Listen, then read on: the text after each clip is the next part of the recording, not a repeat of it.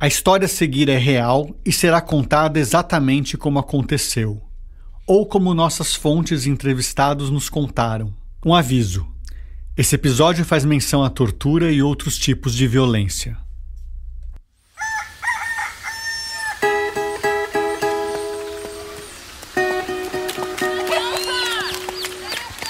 Você já andou num trator? Já saiu por aí correndo na terra vermelha, encheu os bolsos de mamona para tacar nos primos? Fez piquenique debaixo do pé de tamarindo? Acordou mais cedo para ordenhar a vaca no curral e tomar leite quentinho direto na fonte? Voltou para casa com bicho carpinteiro, sarna, berne, carrapato? Ê, mundo velho sem porteira! Olha, eu sempre morei em São Paulo, guri de apartamento, mas tive a sorte de nascer numa família do interior, com avós e tios em diferentes cidades. Pelo menos 2 vezes por ano eu fazia mala e ia me refugiar num desses lugares. Um dos meus preferidos na infância era a fazenda Santa Helena, da tia Lena e do tio Pedro. A fazenda ainda existe. Fica em Ipuã, uma cidadezinha de 15 mil habitantes, a uns 400 quilômetros de São Paulo, colada em São Joaquim da Barra, onde meu pai nasceu. Aliás, quem também nasceu em São Joaquim foi a Ana Maria Braga e o Rolando Boldrin, que você escuta aí no fundo. Corre um boato aqui de onde eu moro, que as mágoas que eu choro são mal ponteadas. A Santa Helena era uma fazenda de soja e milho, não muito extensa, mas que para mim parecia não acabar mais. Nas férias, o ponto alto era me juntar com os primos durante uma semana inteira, brincando de estilingue, fazendo expedição na mata com cantil e tudo. Eram aventuras tão emocionantes quanto as que eu lia nos livros de Júlio Verne ou da coleção Vagalume. Não se faz de desentendido não, que eu sei que a coleção Vagalume ainda existe. Uma vez, eu tinha 5 anos, fui pra lá com meu pai, só nós dois. Ele e minha mãe tinham se separado anos antes e agora meu pai estava praticamente casado de novo. Só que a mulher dele estava grávida. A minha primeira irmã, a Maíra, ia nascer em junho. Ainda faltavam alguns meses. E lá fomos nós passar uma semana na fazenda antes que as férias acabassem. E também o meu reinado de filho único. Eu não tenho nenhuma lembrança daqueles dias, mas tenho uma foto. Essa foto eu encontrei nas minhas coisas há alguns anos. Não sei quem tirou. Na cena, aparecemos nós dois, meu pai e eu, apoiados numa cerca, na entrada da sede. Ele sem camisa e eu com uma camisa totalmente aberta na frente. Uns números minúsculos, em branco, num cantinho da foto, mostram que ela foi revelada e ampliada no primeiro semestre de 1985. Quando eu encontrei essa foto nas minhas coisas, levei para mostrar para o meu pai. Ele bateu o olho, conferiu a data e comentou que naquela viagem, nos dias que passamos juntos na fazenda, foi quando ele concluiu os últimos ajustes em um texto sigiloso, que dali a algumas semanas seria encaminhado para a gráfica e chegaria às livrarias em julho. Toda noite, depois que eu ia para a cama, o que devia acontecer antes do final da novela, meu pai se instalava numa mesa no escritório de administração da fazenda e avançava madrugada adentro, batucando numa máquina de escrever. Uma máquina de escrever que ele tinha levado de São Paulo. Uma máquina pra lá de especial, elétrica, último tipo, muito mais moderna do que as máquinas mecânicas da Olivetti e da Remington. Era uma IBM. Mais do que isso, era uma IBM com esfera. Ou seja, com um dispositivo central que reunia todas as letras em caixa alta e em caixa baixa, que girava automaticamente a cada tecla pressionada, dispensando o ultrapassado modelo com longas hastes de alumínio que maltratavam a página a cada punção. Uma esfera Courrier, meu pai conseguia se lembrar, referindo-se a uma fonte, uma família tipográfica com serifas enormes. Voltamos a São Joaquim da Barra, todos juntos, em janeiro de 2024, e fomos passar um dia na fazenda. A gente repetiu inclusive a foto de nós dois, meu pai e eu, apoiados na porteira, quase 40 anos depois. Naquele dia, a certa altura, já no final da tarde, pedi a chave do escritório para o meu primo, Pedro Paulo, e convidei meu pai a entrar novamente naquele cômodo.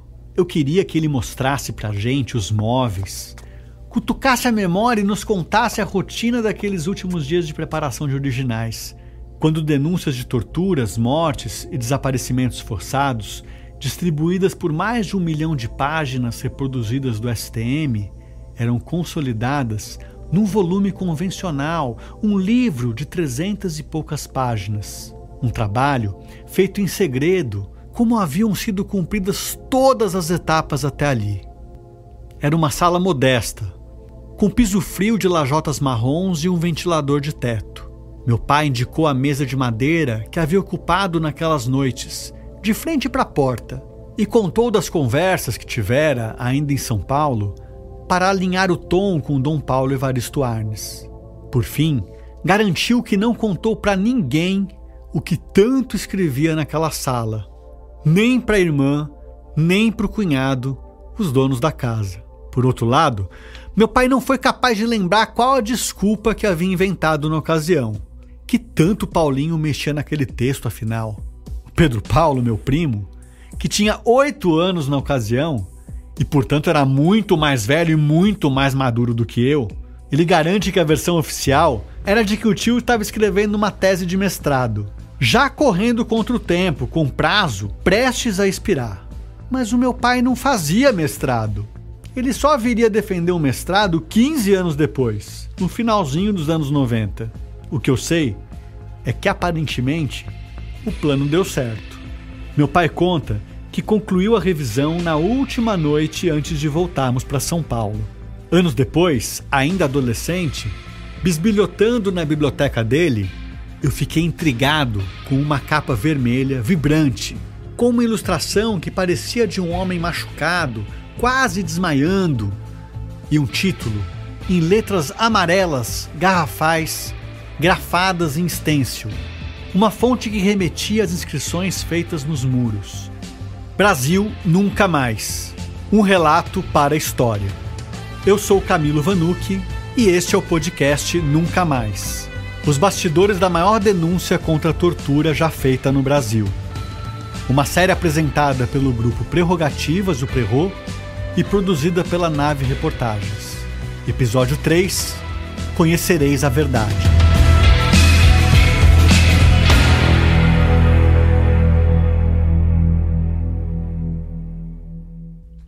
Espera um pouco.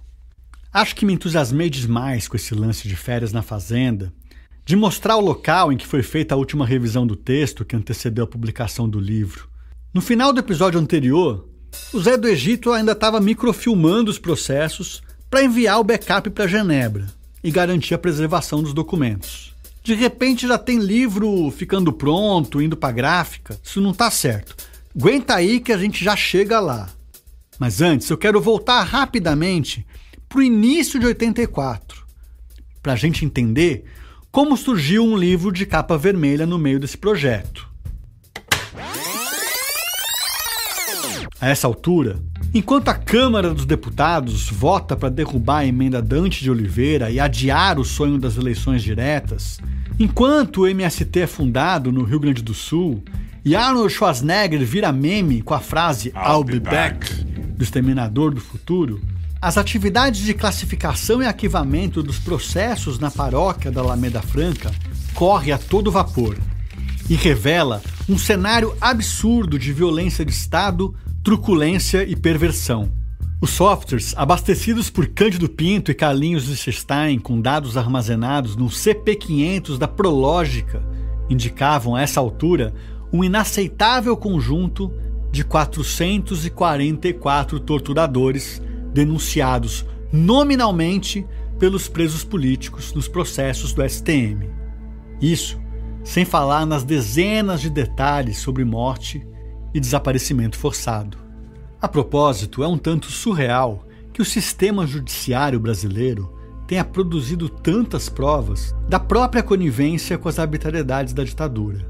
Essa superdocumentação, esse excesso de registros, parece ser herdeiro de uma tradição cartorial lusitana, como relatam alguns de nossos entrevistados. Ao mesmo tempo, havia toda uma encenação, a repetição de ritos que na prática não serviam para nada. Como se as instituições ainda estivessem funcionando. O que se via, na verdade, era o crescimento exponencial de julgamentos à revelia, julgamentos de que a sentença já tinha sido decidida e até redigida antes de se arrolar a primeira testemunha. E, como vimos com mais propriedade nesses nossos casos, julgamentos em que se anexavam aos autos longos relatos de tortura, embora a tortura nunca tenha sido legalizada. Bom, não fosse essa tradição de registrar tudo o tempo todo, nossa equipe possivelmente não teria levado 5 anos para terminar os trabalhos. Tampouco o conjunto das evidências trazidas a público seria tão rico e diverso. Quando foi microfilmado o último processo do Projeto Brasil Nunca Mais, que ainda atendia pelo nome provisório de testemunhos pro pais, vale lembrar, surgiu um impasse. O mais importante de todos. Esse impasse girava basicamente em torno do que fazer com todo o material descoberto e coletado.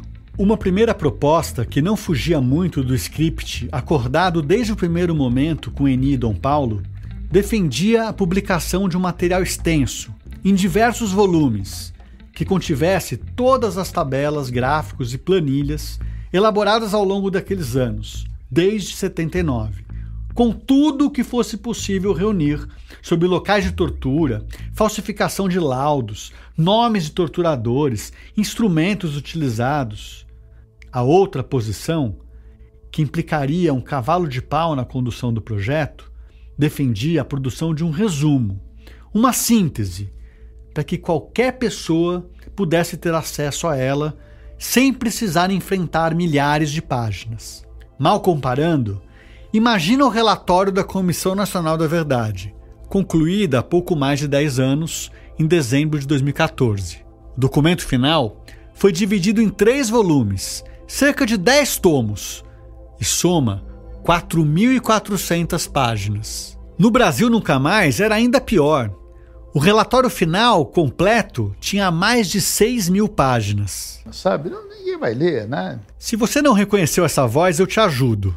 Esse aí é o Paulo Vanucchi. Lembra dele? Então, como é que faz? Não, vamos fazer um livro, então. Então, já começa a nascer, desse pequeno grupo de gente, a concepção do livro. O advogado Luiz Eduardo Greenhalgh e o reverendo Jaime Wright estavam entre os que apoiavam a produção dessa síntese. E aí nós começamos, então, a consultar outras pessoas. E aí, a maioria das pessoas ouviram e falou, dá para fazer as duas coisas.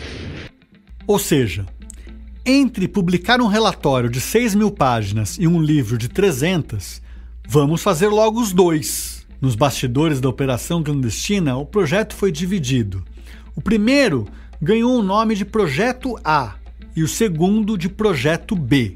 Para dar conta do Projeto B, vai ser preciso contratar redatores experientes que possam cuidar desse trabalho até o final de 84. E a gente começa a discutir, vai discutindo, etc. tal, e fala, não, então agora é o seguinte, vamos pegar jornalistas que têm, né, a expertise de fazer o texto que não tenha nenhum viés de jargão, de não sei o que e tal. E sempre, como todo mais, pessoas amigas e de confiança. Quem poderiam ser essas pessoas? Quais jornalistas? Então vieram o Frei Beto e o Cocho.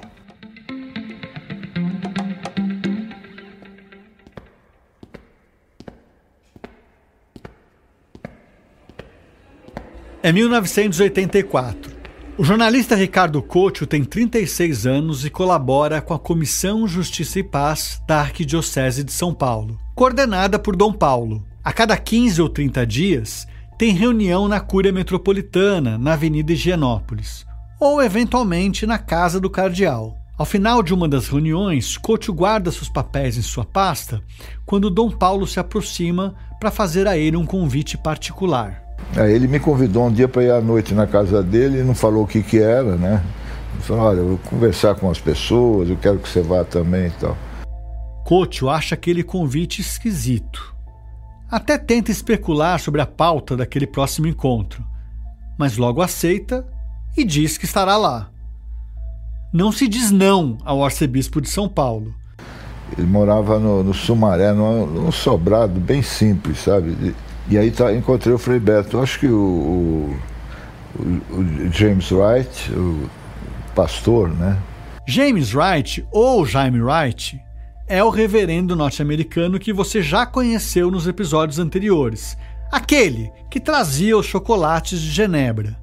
Agora, se você não sabe que chocolates são esses, volta lá no primeiro episódio e escuta a série desde o começo. Ó, você não vai se arrepender. Tinha uma meia dúzia de pessoas, não me lembro se o Paulinho estava lá. Aí ele explicou qual era a ideia, né, da gente levantar os documentos oficiais da tortura, né, da ditadura. E eu que sou um cagão, né, além de não saber mentir, eu sou um puta de um cagão, eu fiquei preocupado, sabe, pelo assunto, né? Que, embora eu trabalhasse já há bastante tempo no Estadão... Na verdade, o Couto trabalha na Folha de São Paulo, desde o Carnaval de 1980. Ele trabalhou por uma década no Estadão, entre 1967 e 1977, período em que ousou publicar algumas reportagens que constrangeram os generais aboletados no poder. Talvez as mais notórias delas tenham sido a investigação que expôs as mordomias pagas com dinheiro público a certos políticos em Brasília, publicada em pleno governo Geisel, e a entrevista que ele fez com a viúva do operário Manuel Fiel Filho, torturado e morto pela repressão, ambas publicadas em 1976. Reportagens como essas renderam a Couto um convite, se é que você me entende, para ser correspondente do jornal na Alemanha. Ele só voltou depois que a poeira baixou. Talvez por isso Couto nunca tenha sido preso ou torturado. A propósito, ele gostaria muito de continuar assim, embora vez ou outra cometa alguns excessos na Folha, como as reportagens que fez em Serra Pelada, a cobertura das diretas. Mas quando se trata de um pedido de Dom Paulo, é aquele negócio. É que o Dom Paulo não dá para você falar não, né? Não dá, olha, eu não posso. Podia dar uma desculpa, né? O jornal não deixa, né? Me ocupa muito e tal. Mas aí, como o Beto entrou, e o Beto era muito meu amigo, irmão e tal, falei, não, fica tranquilo, a gente faz direito e tal. Aí armaram um esquema, né, da gente trabalhar. Eu trabalhava junto com o Beto, né? A gente escrevia junto. Couto, que não é tão cagão assim, porque se fosse, não teria feito as reportagens que ousou publicar, encontra um pouco de coragem no amigo Frei Beto, o frade dominicano que foi escalado junto com ele para aquele audacioso serviço. Juntos, os dois vão saber transformar o medo em combustível. A coragem, dizem, não é a ausência de medo, mas a capacidade de agir apesar do medo. E disso, o Frei Beto também entende.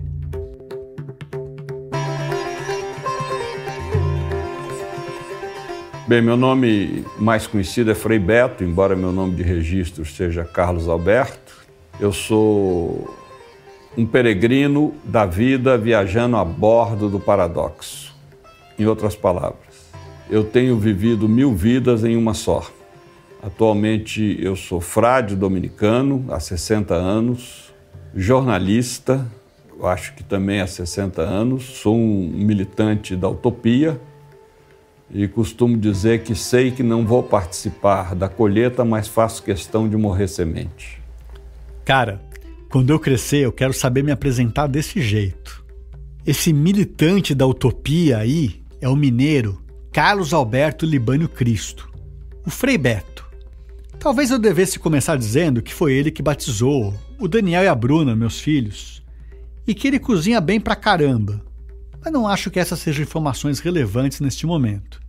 Então vou começar dizendo que ele é frade dominicano, que trabalhou como repórter na Folha da Tarde e na revista Realidade, que em 1967 ele foi assistente de direção do Zé Celso na histórica montagem da peça O Rei da Vela, do Teatro Oficina, e que após o AI-5, em 68, acabou se tornando um colaborador da Ação Libertadora Nacional, a ALN. No final de 69, ele foi preso junto com outros frades dominicanos na Operação Batina Branca, que culminou na execução do Marighella. E ficou 3 anos como preso político. Em boa parte desse tempo, aliás, ele foi colega de cela de um cara que vocês já conhecem, o Paulo Vanucchi. Mais recentemente, em 1980, depois de uma temporada morando em Vitória, no Espírito Santo, Frei Beto veio trabalhar como assessor da Pastoral Operária no ABC Paulista e teve uma participação importante em apoio às grandes greves dos metalúrgicos. Como curiosidade, ele passou 30 dias morando na casa do presidente Lula em 1980, enquanto o então sindicalista ficou detido no DOPS. Nos próximos anos, ao longo das décadas de 80 e 90, Frei Beto vai construir uma trajetória junto a movimentos sociais como o MST e estabelecer vínculos importantes com o governo de Cuba, entre outras trincheiras que vão ajudar a compor a tal utópica militância dele. E vai chegar a 2025 com 80 anos de idade e 80 livros publicados. Ou quase. Agora, em 84, Frei Beto é um escritor consagrado. O livro Batismo de Sangue, em que ele combina memórias de preso político com as biografias de Marighella e de Frei Tito, foi lançado em 81 e venceu o Prêmio Jabuti, a mais prestigiosa honraria literária do país. Só isso. É ou não é o nome certo para ser um dos redatores do livro Denúncia proposto pelo cardeal? Bem, eu tinha um contato muito próximo ao Dom Paulo. Muitas vezes eu fui ghostwriter dele. Ele pedia que eu escrevesse cartas, principalmente na relação postal que ele teve com Fidel Castro, e também alguns pronunciamentos que ele tinha que fazer, etc. Eu fazia, mandava uma minuta e ele provava, mudava uma coisa ou outra. Quase nunca mudava nada. Frei Beto não confirma a reunião extraordinária na casa de Dom Paulo citada pelo Couto. Ele só lembra que o convite chegou até ele. Eu me lembro que fui convidado, não sei exatamente quem foi que veio falar comigo, mas se não foi o seu pai, o Paulo Vanucchi, foi o Grinalg, um dos dois. E então falou do projeto, que eu não tinha a menor ideia que estava sendo feito, e disse que era algo muito sigiloso. Em 84, Frei Beto tem uma grata surpresa ao saber que toda aquela pesquisa tinha sido feita.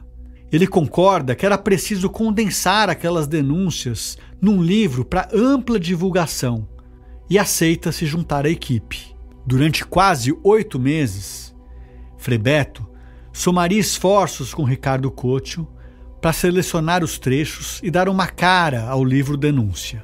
E houve lá uma certa divisão de tarefas, cada um, e foi um trabalho relativamente curto. E o Beto era um puto especialista nisso, então fez um trabalho bem... Eu talvez, se pegando o livro, eu vou lembrar mais ou menos qual texto era de qual. Há algumas diretrizes a seguir durante o processo de redação. A mais importante é construir um texto sem adjetivos. Um texto preciso, técnico, essencialmente jornalístico, que descreva o que aconteceu nas salas de tortura, nas auditorias militares e no alto comando das Forças Armadas, mas sem emitir opinião, nem carregar nas tintas. Principalmente um texto que seja 100% embasado nos autos, repleto de referências bibliográficas, para que qualquer pessoa que queira checar consiga localizar a origem da informação. E, evidentemente, sem escorregar em imprecisões ou informações furadas. Ao mesmo tempo, o livro deve ter um texto fácil, simples, direto, que não se assemelhe nem a um libelo progressista, nem a uma tese acadêmica. A nossa preocupação era fazer um livro que qualquer pessoa com um mínimo de alfabetização, pudesse ler e entender. A gente queria evitar vários tipos de terminologias, dar um texto fluido, né? Um texto que tivesse dinâmica, provocasse interesse e, ao mesmo tempo, evitasse chavões, tanto do ponto de vista jurídico, porque a documentação baseada em tribunais militares e também da esquerda, né? Havia coisas da esquerda que eram aquele padrão de linguagem esquerdotoide, né? Então, um pouco a gente queria e evitamos isso, realmente. Esse cuidado com o tom permeou todas as etapas do projeto desde o início. A mesma atenção vale para o livro. Ele não pode soar panfletário, muito menos revanchista, para usar uma expressão que será muito repetida durante a redemocratização. Sobretudo entre militares e outros órfãos da ditadura, sempre que alguém buscar denunciar, responsabilizar ou condenar algum criminoso de farda. É preciso dar ao texto um tratamento neutro, objetivo, para que ele seja recebido como um relato histórico. Por mais cruel e ultrajante que seja a tortura, o rigor com os fatos documentados deve ditar o tom, e não a indignação ou a revolta. A gente fez um relato mesmo frio daqueles fatos, sabe? Que eu acho que não precisava nem colocar adjetivos, ponto de exclamação, indignação e tal. Era só relatar os fatos mesmo. Esse era o objetivo da gente, é relatar o que aconteceu, né? E qualquer pessoa que lê, né, pode imaginar o resto, né? Cocho e Frei Beto logo se acertaram para decidir quem escreveria o quê. Então, diante daquele material, eu combinei com o Ricardo Cocho, ele preferiu que ele não ficasse com a parte de torturas. Então, toda a parte que descreve os tipos de torturas, como eram as torturas, toda essa parte mais violenta do livro é redação minha. E ele ficou com os casos, a questão jurídica, não sei o que e tal. O que o Cocho contou pra gente ajuda a entender a divisão entre eles. Eu fiquei traumatizado com as histórias, rapaz. Eu não dormia à noite, tinha pesadelo, porque era um negócio, vocês não podem imaginar o que esses caras fizeram. É que, embora fosse jornalista e sabia mais ou menos o que estava acontecendo no Brasil, eu não tinha ideia do requinte de crueldade que acontecia, sabe? Não tinha ideia. Como é que podiam fazer aquelas coisas? O próprio Frei Beto sacou o que se passava na cabeça do amigo. Teve momentos que ele ficou muito perturbado por aquele trabalho, né? Porque não tinha tido primeiro um contato assim mais direto com as atrocidades cometidas pela ditadura e segundo o risco de segurança, o risco de ser preso, enfim, de ser pego na rua sequestrado. Vale lembrar que a essa altura a ditadura respira por aparelhos, mas ainda não acabou. Ao longo de todo o segundo semestre de 84, um general ainda despacha no Palácio do Planalto. E a eleição de um presidente civil, agendada para novembro no colégio eleitoral, ainda é apenas uma promessa. Se descobrissem o que a gente estava fazendo, primeiro que acabava o trabalho, né? Esse era o medo da gente, que eles descobrissem o que a gente estava fazendo, né? E aí, sei lá, eu acabar com a gente, né? Porque, porra, era ditadura ainda, né? Em plena ditadura. Antes que os dois redatores colocassem a mão na massa, Paulo Vanucchi propôs uma estrutura para o livro. Um esquema, em 6 partes, que contemplasse da melhor maneira a pesquisa construída em cima dos 707 processos e seus anexos. Ficou decidido que o primeiro capítulo entregaria de cara uma aula de tortura, com base nos depoimentos de diversos presos políticos, para evidenciar que a tortura era parte fundamental do aparato de repressão. As técnicas, os diferentes tipos de castigos e sevícias empregadas pelos agentes do Estado, a violência sexual, as torturas em crianças e em gestantes, o uso de animais, Daí em diante, o livro passaria a detalhar as origens e o modus operandi do sistema repressivo.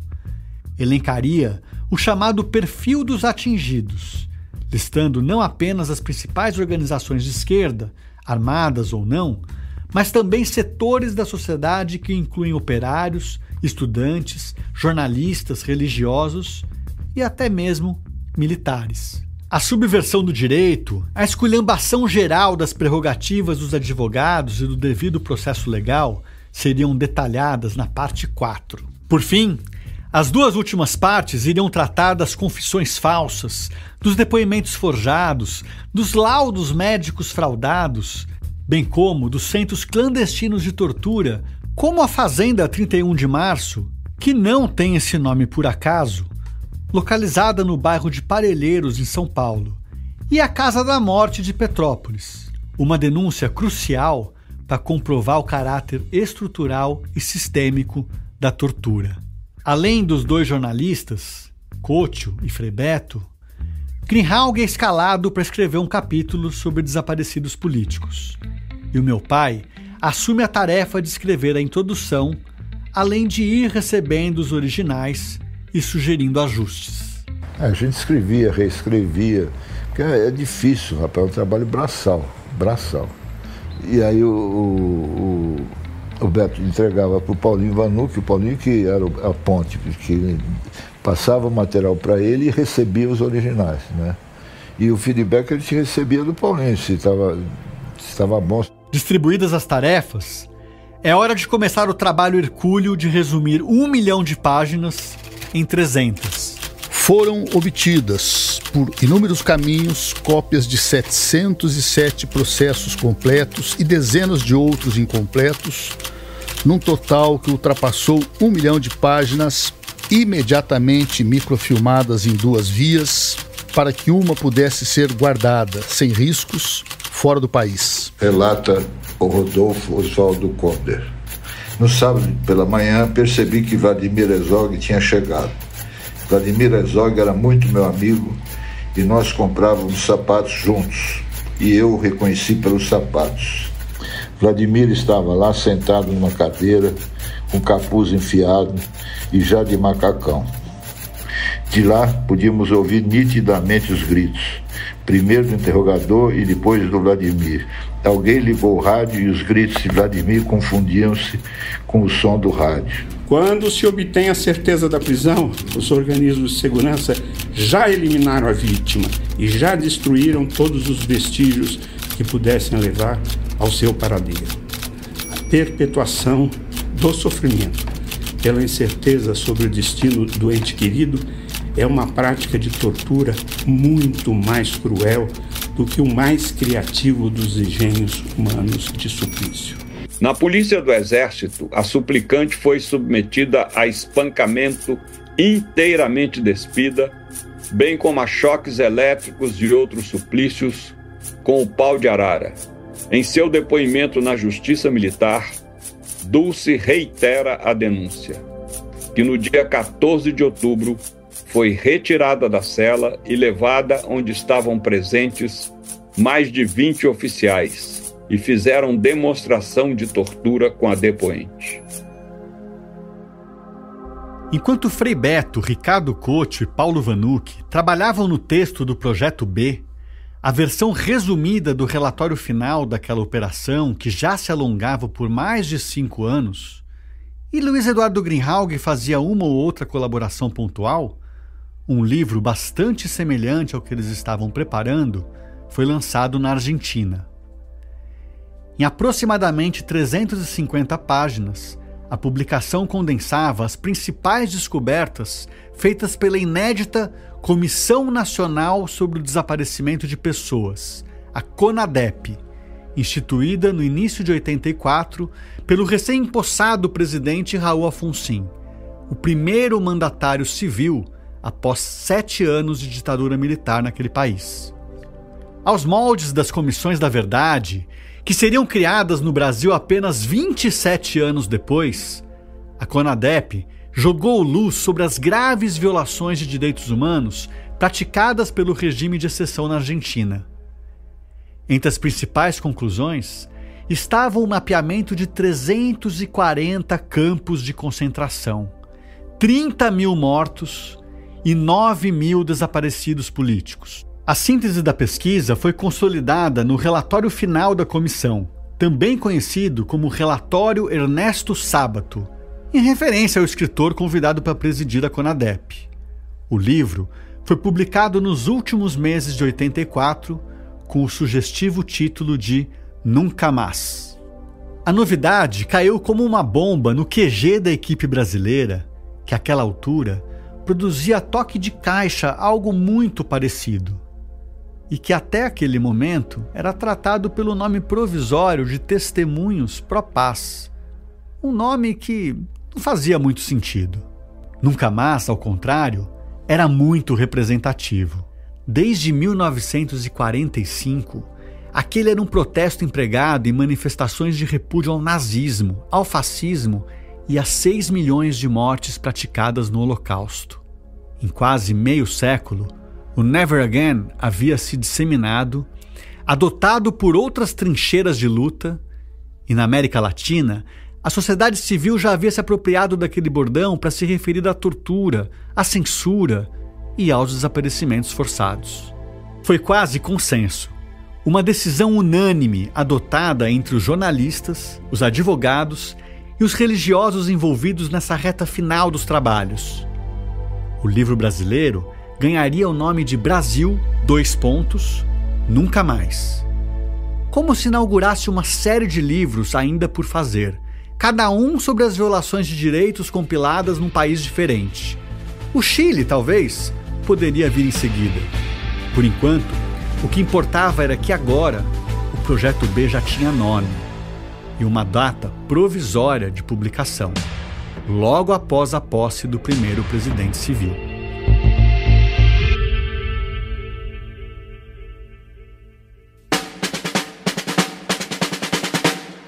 Oi pessoal, aqui é Pedro Belo, sou produtor e roteirista desse podcast que você está escutando. Enquanto o Camilo toma uma água e dá uma respirada, eu tô passando aqui para te falar que o Nunca Mais é a primeira série original do grupo Prerrogativas, um coletivo de advogados, juristas, acadêmicos e ativistas que atua na defesa da democracia e dos direitos humanos. Te convido também a escutar os outros podcasts da Nave Reportagens, nossa produtora. Desde 2021, a gente faz o Ciência Suja, que narra crimes e deturpações da ciência. E em 2024, a gente fez também com Camilo Vanucchi o Eu Só Disse Meu Nome, que conta a história de um crime cometido pela ditadura militar e como ele influenciou a retomada do movimento estudantil e da luta pela redemocratização. Terminando aqui, dá uma procurada no seu tocador favorito ou no YouTube. Muito obrigado pela audiência e até mais!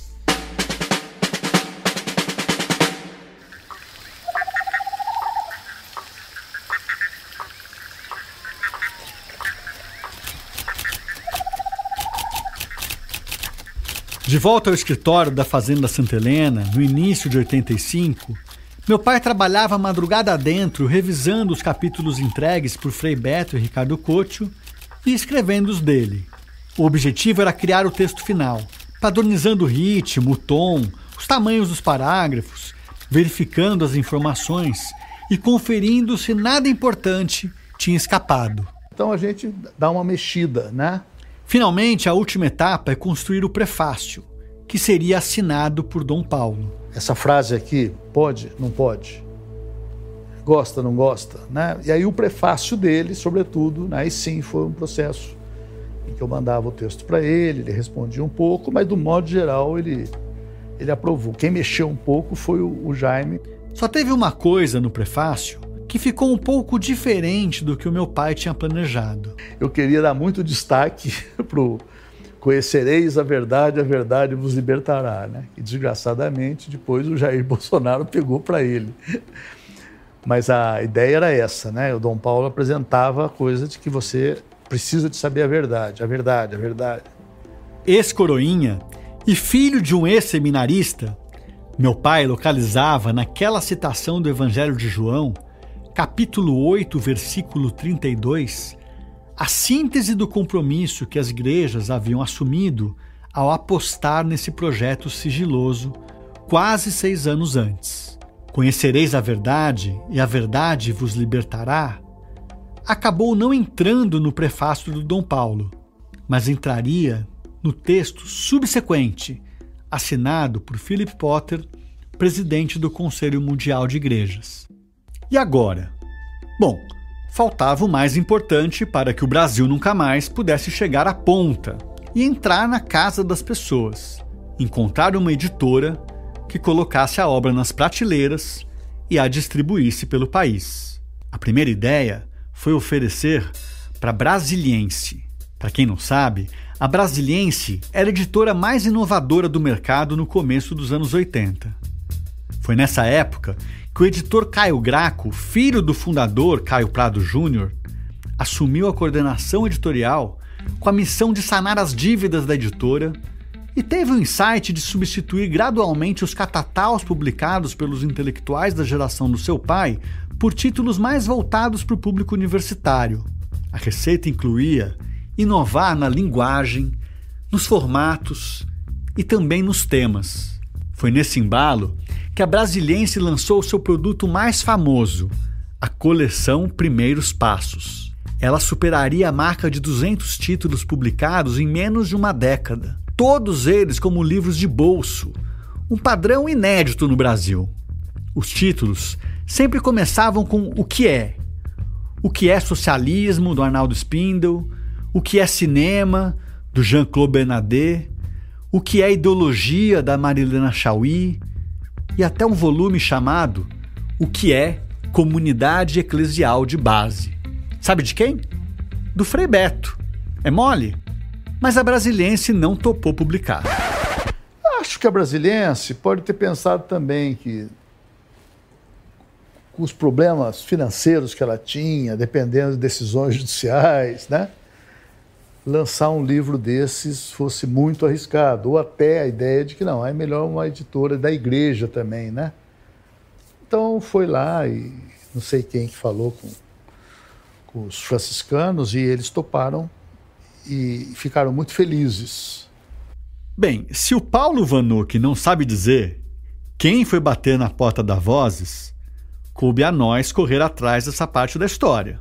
Para decifrar esse xadrez, a primeira pista é saber que a Vozes, a editora mais antiga ainda em atividade no Brasil, sediada em Petrópolis, na região serrana do Rio de Janeiro, foi fundada em 1901 por uma ordem religiosa, a Ordem dos Franciscanos.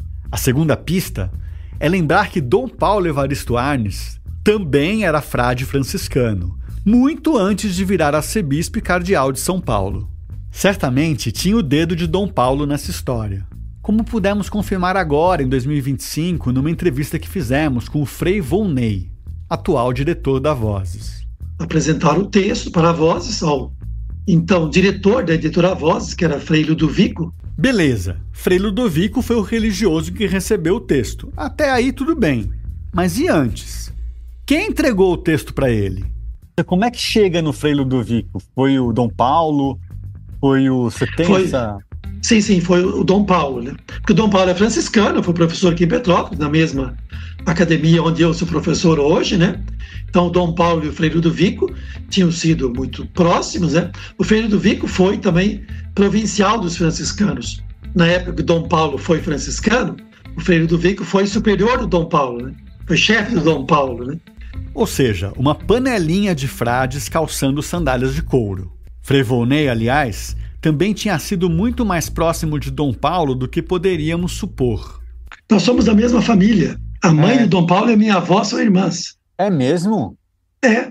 Você tem origem forquilinha também? Exatamente, eu sou forquilinhense.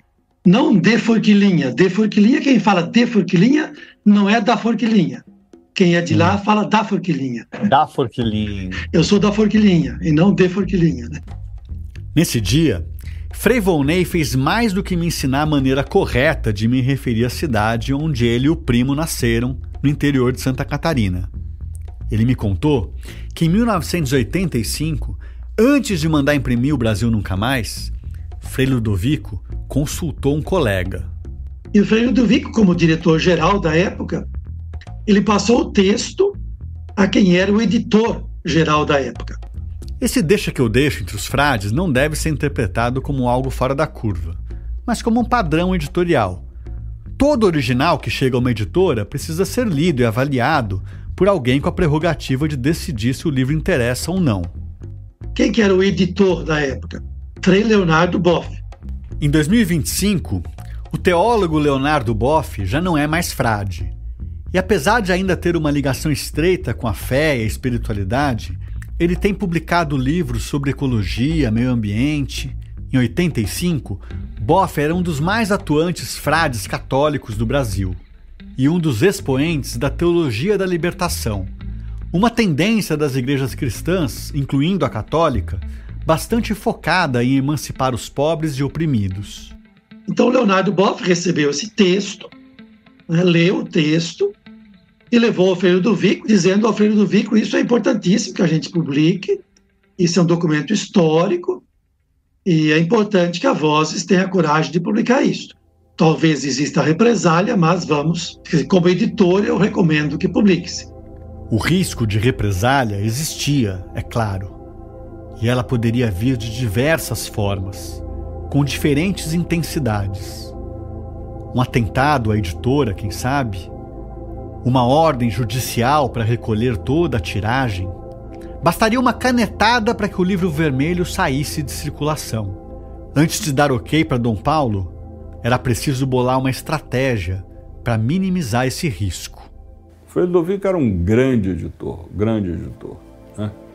A ditadura apreendia muitos livros. Houve uma reunião de editores como furar essa repressão editorial. Frei Ludovico propôs uma estratégia inspirada nas táticas de guerrilha, no combate irregular, em guerras assimétricas como as de Cuba e do Vietnã.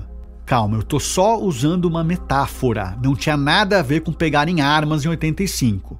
Em resumo, a ideia do Frei Ludovico era unir forças e produzir uma ação dispersa, multicentrada, que os deixasse sempre 2 passos à frente da repressão. O Frei Ludovico falou: vamos fazer o seguinte, vamos fazer um pool de editoras. Todos nós vamos editar o mesmo livro. Isso aí vai ser muito complicado para eles apreenderem. E assim foi feito. Ou seja, não haveria uma única tiragem, armazenada num único local, que pudesse ser apreendida com uma única batida policial ou com um único mandado de busca e apreensão. Seriam diferentes tiragens, caixas e caixas de livros guardadas em locais e cidades distintas. O Frei Ludovico era esse cara que tinha coragem, né? Tanto que editou O Brasil Nunca Mais, e tinha ao mesmo tempo um senso de mercado muito grande. O Brasil Nunca Mais deve ter vendido, 10 mil exemplares em um mês, né? Porque as pessoas iam e corriam achando que o livro não ia existir no dia seguinte, né? Pois é, em tempos de repressão, até a censura pode ser boa para os negócios, vê se eu aguento. Mas voltando para o convento dos franciscanos, Frei Leonardo convenceu Frei Ludovico a imprimir a obra subversiva. Quando o livro estava finalmente no prelo, sendo impresso, Leonardo Boff chegou a informar os alunos do convento sobre o projeto. Frei Volney lembra bem, porque era aluno dele na época. Então, Leonardo Boff um dia chegou na sala de aula e nos disse: olha, nós estamos imprimindo um livro na Vozes, que é uma grande denúncia sobre a ditadura militar e as torturas no Brasil. Então ele pediu para nós, estudantes, por favor, fiquem atentos, porque estamos com medo de que haja um atentado na Vozes. Leonardo Boff fez mais do que alertar os alunos. Assim que a primeira tiragem de 10 mil exemplares ficou pronta, ele pensou em empacotar tudo e esconder no convento. Ele e José Luiz de Castro, então responsável pela gráfica da Vozes, telefonaram para o Frei Ludovico para pedir permissão. Frei Volney conta que a resposta dele foi categórica. E o Frei Ludovico disse: não, o livro é da Vozes, se alguém invadir, tem que invadir a Vozes, não o convento. E se quiserem prender alguém, que prendam a mim. Eu sou o diretor da Vozes. Na verdade, a hipótese de Frei Ludovico receber voz de prisão era mais retórica do que qualquer outra coisa. Primeiro, porque os militares já não estavam no poder. Segundo, porque o livro Brasil Nunca Mais não era assinado por ninguém. E terceiro, porque o copyright, os direitos autorais da obra, pertenciam à Arquidiocese de São Paulo, ou seja, à Igreja Católica, pessoa jurídica. Em última instância, quem respondia pela Arquidiocese era o cardeal Arnes, com quem as autoridades dificilmente iam querer mexer. A verdade é que o livro foi cuidadosamente pensado de modo a blindar todos os envolvidos na produção dele. O Greenhalgh, num depoimento gravado pelo Marcelo Zelic em 2007, conta como foi essa blindagem. Portanto, a gente achava que podia, digamos assim, estabelecer um consórcio de responsabilidades que diminuía a responsabilidade de todos. Mas nessa discussão chegou a uma conclusão. A equipe fica incólume, clandestina começou, clandestina vai terminar, e nós vamos escolher 2 porta-vozes públicos para o Brasil Nunca Mais. Jaime Wright e Dom Paulo, apenas eles, falariam sobre o livro a partir daquele momento, tanto no atendimento à imprensa quanto em eventuais ações judiciais. Os demais membros da operação clandestina, aqueles que botaram a mão na massa e arriscaram o pescoço para copiar documentos e catalogar denúncias, estariam protegidos pelo anonimato, ao menos até o momento em que se sentissem seguros o bastante para abrir a boca. E assim foi feito. O livro então foi posto no mercado, né? E em poucas semanas esse livro estava já em primeiro lugar nos mais vendidos, né? No próximo episódio, o livro chega às lojas sem alarde e em poucos dias causa um estrondo. A partir do Brasil Nunca Mais, nós deixamos de falar sozinhos, nós deixamos de sermos chamados de mentirosos, de revanchistas. O anonimato dos participantes é incomodado por um gringo que chega ao país interessado em saber mais sobre os bastidores do projeto. They are convinced you might be a CIA person. Mas e os militares? Eles não vão dizer nada? Eles não vão reagir? Vamos fazer um livro de resposta, né? O tal do Orville, né? E isso é uma coisa totalmente ridícula.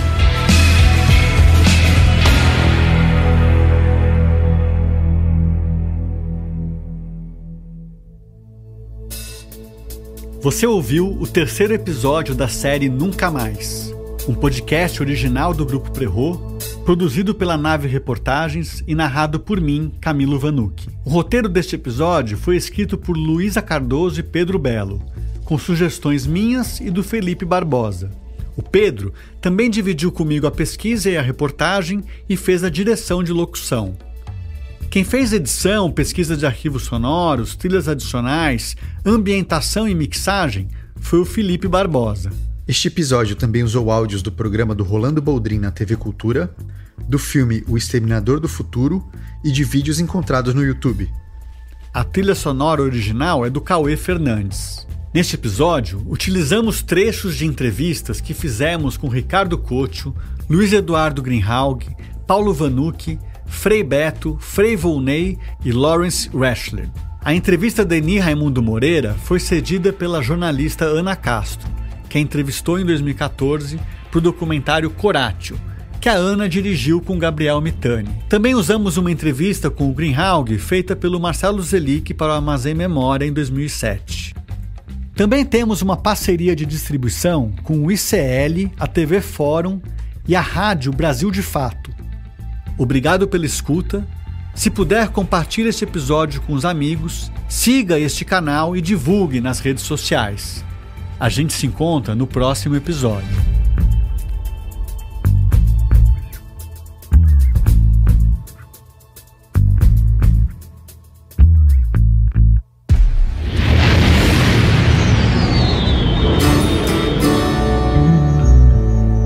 Nave Reportagens.